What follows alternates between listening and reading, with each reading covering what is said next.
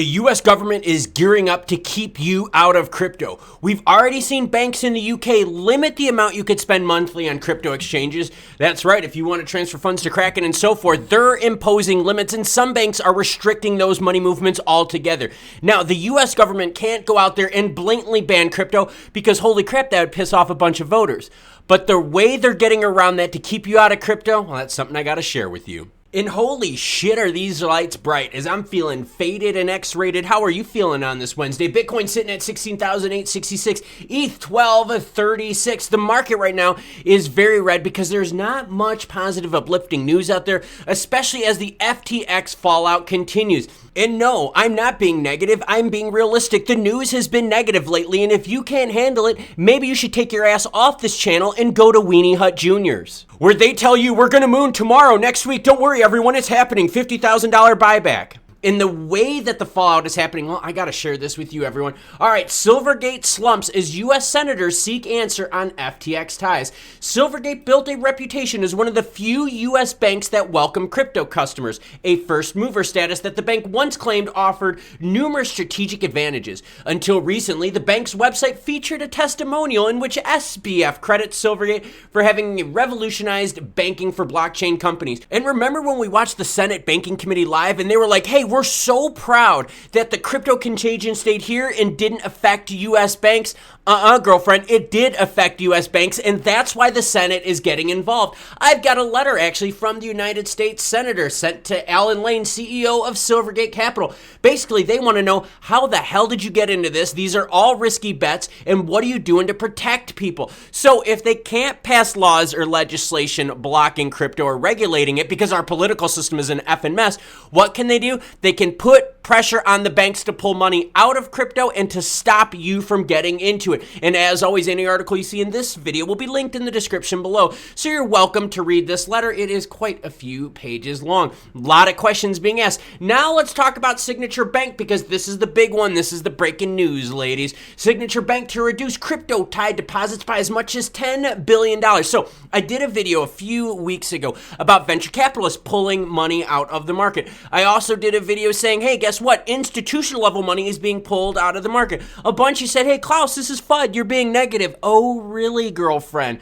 Well, Signature Bank will shrink its deposits tied to cryptocurrencies by $8 to $10 billion, signaling a move away from the digital asset industry for the bank that until recently had been one of the most crypto-friendly companies on Wall Street. We're not just a crypto bank, and we want to come across loud and clear, says Signature Bank CEO Joe DiPaolo. Nearly a quarter of the New York bank's based, $103 billion in total, or roughly 23%, came from the crypto industry. But now, given recent issues in the space, Signature will reduce that amount to under 15%.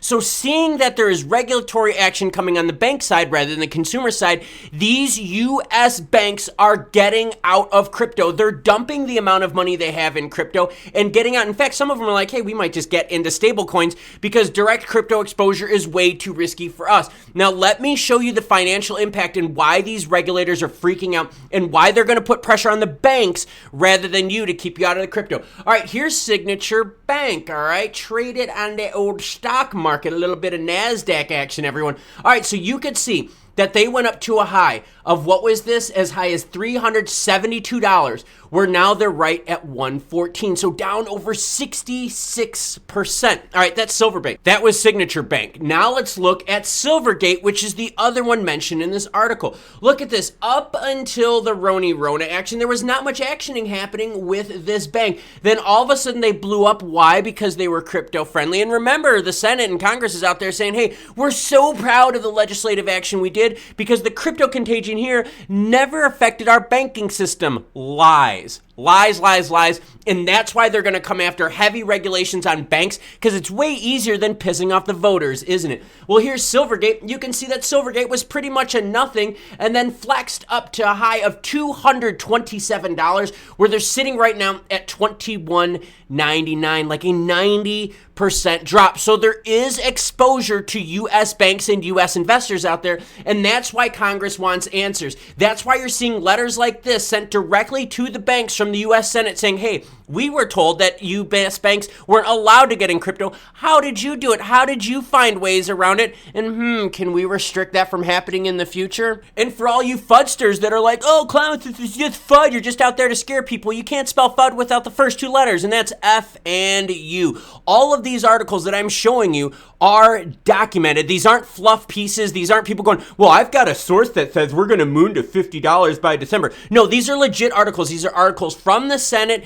These are their actual financials. The Senate, Congress wants answers. They want to know, how did this happen? U.S. banks were supposed to be isolated from the FTX disaster, and now we're seeing two banks in the United States, publicly traded companies, heavily affected by crypto. They're pulling their money out of the crypto space. Why? Because they know Congress, the Senate, is gonna drop the hammer on banks, because it's way easier to drop the hammer on banks than it is to mess with the voters. That's the one strength that we have right now, everyone, is that we can vote these losers out. Now, sadly, we've seen after this last election, the pressure on banks has gotten even worse. Why? Because they already got your votes, ladies. That's why I did all the videos and all the crypto positive and negative people out there leading up to the election, so that you could see once the election is over, once the ballots are cast, they don't care about the people. They just care about money. That's why they're going after banks, everyone. If you want to learn more about cool, crazy stuff when it comes to financing crypto, check out this video right here. A deep dive on how bad the situation actually is.